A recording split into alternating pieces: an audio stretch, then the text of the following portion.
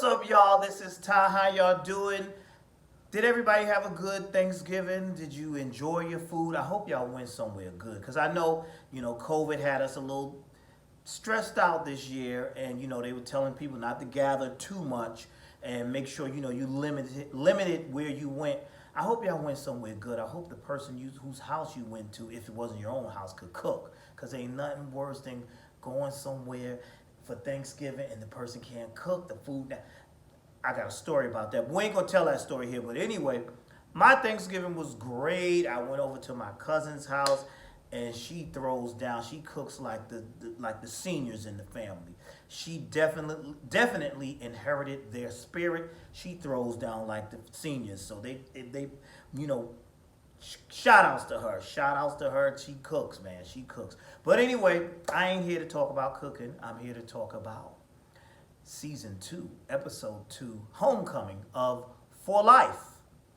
I kind of did that wrong. I should have said season 2, episode 2, For Life, and the title of the episode is Homecoming. That's better, right? We fixed that. So anyway, shout outs to my people. Thank you, Lady Nika, for your comments. Thank you, Lex Max, for your comments. June BLC. Also, shout outs to my boy Atif. Shout outs to Penny. Shout outs to DB. Shout outs to Miss Tasha. Shout outs to Simply Be Yourself 100. And Tia Divine, I hope you feel better. Shout outs to you too. And all my new subscribers, thank you for subscribing. Hope you enjoy what you're seeing so far. All right, let's get right on down to it. Now, For Life is a show about Aaron Wallace, a man who was wrongfully convicted, who got his license to practice to be a lawyer in prison. So, first season, we watching him fight to get him for his freedom. Now here we are in season 2. The brother is out. He's free, which is awesome. Now, you're thinking, okay, what's the drama going to be like? Is there going to be some drama still, or will there be no drama because he's out? No, my brother still got some serious issues and some serious obstacles on his way. Now, we see him. I thought this was a lovely scene coming home. He got his wife, beautiful, fine wife, beautiful wife, coming home. Takes him to the house. He's never seen this house. We got the nosy neighbor outside. And she's like telling the wife, "Oh, Marie, I haven't seen Darius around." Now, Darius was the guy that Marie was messing with while Aaron was locked up. Now, Darius was supposed to be his friend, but you over here banging it out with his wife? That's corny. That's disgusting. What kind of friend is that? Then the nosy neighbor's like, "Oh, where's Darius?" And so Marie's like, "He moved out." And the nosy neighbor's like, "Oh, yeah, oh, good, just in time." It's always somebody nosy. So anyway, he goes in there. His daughter has prepared all this food. They really did this. They laid it out. That was beautiful. A great scene. He got to see his grandson, who is named after him. He met his daughter's boyfriend, and everything's seemingly good. But then I noticed while he's at the dinner table, the siren goes off and he's triggered. So I noticed throughout the episode how they showed Aaron is triggered from things that happen in prison, So every time he hears sirens, he's like, reminds him of jail or whatever. Or, a door slams or something's too loud, he's triggered. And that was kind of sad right there. Like, damn. Like, but this is what happened. He spent almost 10 years in prison. So another thing that caught me now, because his wife and him have come up with this thing where you're going to sleep on the couch for a little while, bro. You're going to sleep on the couch. And I'm saying to myself, wait a minute. I done been in jail for 9 years, almost 10 years. I haven't been getting his wife is fine too. I always insert myself in what when I like a show, I always put myself in the character's shoes. And I was like, wait a minute. Wait, who agreed to this? I got to sleep on the couch. I've been in jail. I got to sleep on the couch? I can't. I want to. And she fine too. I want to tear you up. But no, I understand. Let me be mature. That was immature of me. You got to go sleep on the couch, Aaron. So Aaron's sleeping on the couch for now. I'm like, I don't know. I don't know about that. But hey, I understand. They got to work some things out. Now, he's also having nightmares. And, there's a lot of things I felt bad for him. He's having nightmares.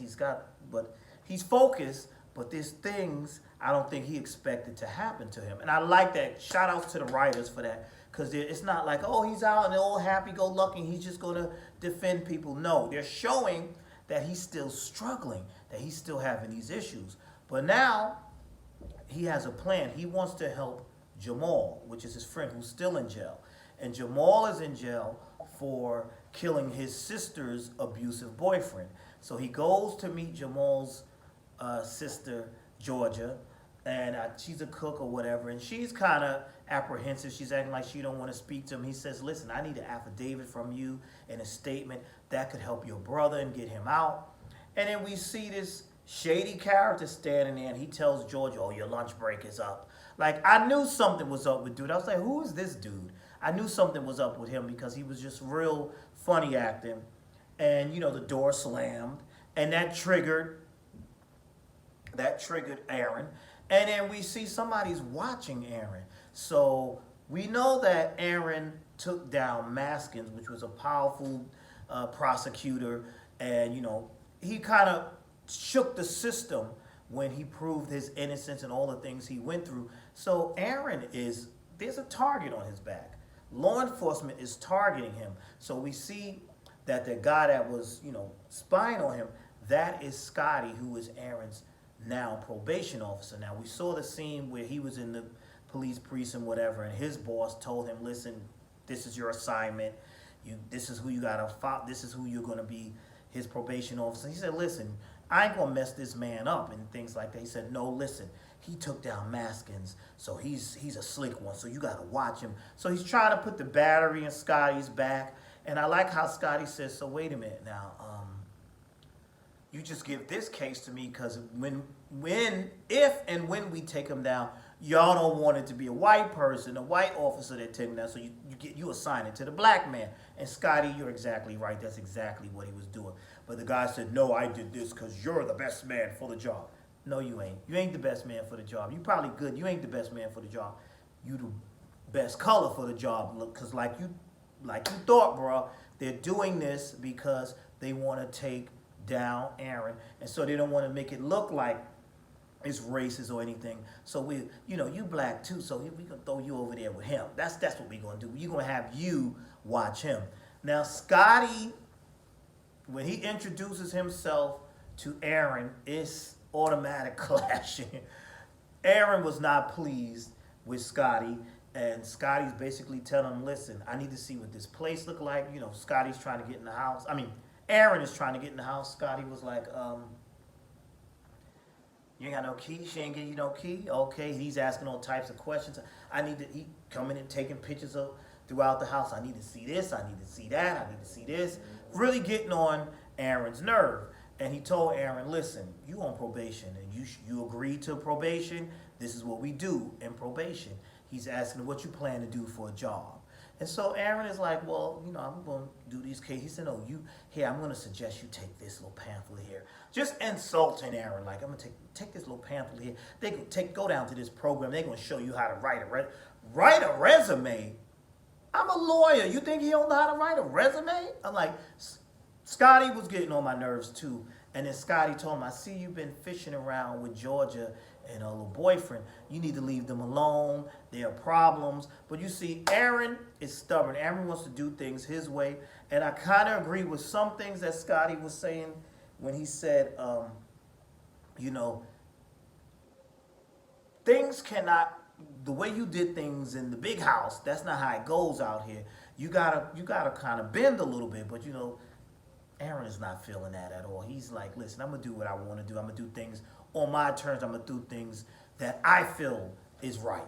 And so he said, listen, I'm going to do that. So now what I did like, Scotty did tell him information. It's funny. Scotty's kind of busting his balls a little bit, but Scotty's also helping him. I feel like he's kind of helping him too. You don't know just yet, but it seems like he's kind of helping him, but he's also on him a lot. So Scotty lets him know about Georgia, saying, well, Georgia's been arrested because after the first time you went to see her, she had a domestic violence dispute with her boyfriend. Here she go. she done dealt with somebody else that's abusive or whatever, and she got arrested. She had some pills on her. So what does Aaron do? Aaron goes down. He said, "Stay away from them." Scotty told him to stay away from them, but Aaron is stubborn. Aaron goes to the jail cell, speaks to her. Homegirl is like, "I'm not testifying against him." She was willing to give up the young drug dealer's name before she would say anything on her boyfriend, because that's really who they're after, her boyfriend. She's like, "And this is all your fault anyway, coming over here, blah, blah, blah." But he's like, "Listen, I can help you." And he ends up taking on her case. And he does help her. He manages to get Georgia out because he makes a deal where he says that Georgia will go into a drug program as opposed to doing time. But they really want her boyfriend anyway, but she ain't testifying against the boyfriend. And he was like, "We want her, we want her to testify against the boyfriend. She's not going to do that." So he said, "Listen, they came after her. This was a domestic violence call, and they came in there and then searched for some pills and whatever, and that's not the case. Listen, my client will go into a drug program, this, that, and the third." So Scotty wins his first case outside because they let her go. She took the deal or whatever. She was a little combative at first and kind of got a little feisty in court, but she took the deal. And because of that, I guess she gave Aaron the affidavit that he needs to help Jamal. And I liked that scene where you saw where he called, where Jamal called him from jail and was like, "Hey," and he told Jamal, "Listen, I got her to help," or whatever. And Jamal was excited, like, "Yeah, she's a good girl." "No, she ain't. Nah, your sister's kind of, she ain't good." But I like that scene because he's told Aaron about how Aaron is like a hero.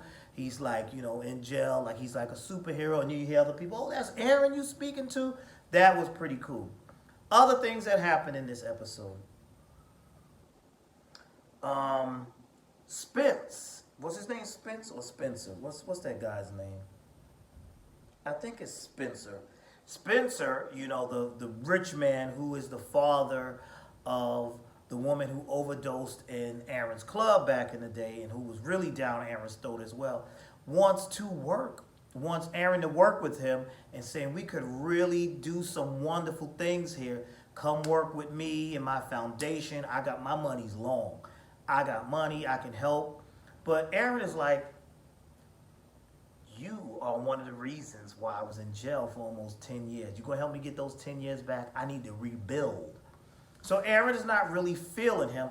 And I kind of get what he's saying. I kind of understand that. But then when Aaron goes home and has this discussion with his wife, Marie, they have their little tension because she's like, "What are you doing? What are you doing? You this man got money. You better take this. You better work with him." I like that Marie is the voice of reason for him. She's like, "You better work with him. You're being stubborn. You want to do things on your own." And she almost said it, but what she was going to say is, that's how you got in the situation you was in the first place, handling everything on your own. She almost threw that little dagger. He kind of caught it. But she told him, "Listen, come on, stop being stubborn." She said, "Spence ain't the reason that you went to jail. It was what's his name? Maskins and the crooked police force and the crooked. That's why you went to jail. Stop blaming Smith." She had to knock some sense into him, and I did like that. She said, "You with this whole lone wolf thing, you need to stop all of that." And did y'all catch, I forgot this part, when Aaron was having them flashbacks about old boy Darius, and then he looked in the closet and saw Darius' shoes? You did the right thing, Aaron, when he threw them shoes out. Get that man's shoes out your house. Get him out your And you saw the wife, Marie, she saw the shoes in the garbage too. But I thought that was cool. I like that scene. I like how his wife talked some sense into him. So Aaron has accepted the deal. Well, actually, he negotiated with Spencer. He said, "Listen, I want to help. I'll take your money. I'll take the salary, but I want to do it over here in this place right here. I got my own place." And he's like, "Listen, all my resources, you don't want to do it with me?" And Aaron's like, "No, I want to do it on my terms." So he's like, "You rather be a mom and pop than come deal with this big organization that I have?" Basically, yes, that's what Aaron wants to do. So Aaron does do a deal with Spencer. Spencer tells him, listen, okay, this is what we're going to do. You take on this case for me. I'll give you the money you need, and then I'll think about some of this other part of your deal. But you take on this case, and we'll take it from there. We'll check from there. But for now, I'll give you the money so you can stay in this little place that you want to stay in and, you know, run your little mom and pop thing your way. And we'll take it from there. So I like that they came to a compromise. Marie liked that they came to a compromise as well. And him and Marie start getting it on. I was like, yeah, you see, I'm such a, but she seems to be happy. And that's pretty much how that episode went. I thought it was good. This show is well written. I'm looking forward to the next episode. That's all I got. I thought it was good. What do y'all think about his probation officer? Do you think he's out to get Aaron? Or you think he's like in the middle with Aaron? But I like the whole dynamics. I like all of this. And I think, do you think we're going to see Aaron have like a breakdown because these doors slamming and these sirens and things like that? I think that's going to really start to get to him. So kudos to the writers. Shout outs to the actors on here because everybody is just doing a phenomenal job. I love it. I enjoyed this episode. I can't wait for the next one. Tell me your thoughts down below. What did you think about the episode? I like the direction that the show is going in. That's all I got for now. You all be blessed. I will see you in the next video.